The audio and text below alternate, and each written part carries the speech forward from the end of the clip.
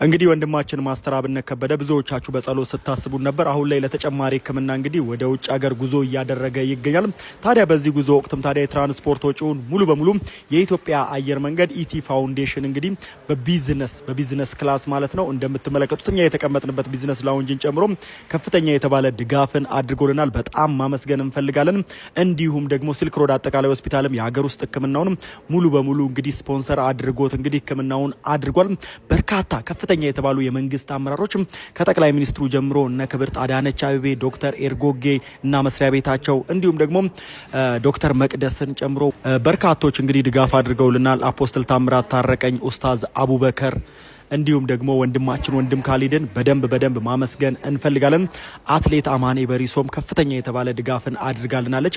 ስማቸውን ጠቅሰን ማንጨርሳቸው በጣም በርካታ ሰዎች ኮሚሽነር በላይ ደጀን የአዲስ አበባ ወጣቶችና ስፖርት ቢሮ ኃላፊ በልዩነት የምናመሰግናቸው ናቸው። ምስጋና ስም ዘርዝረን አንጨርስም።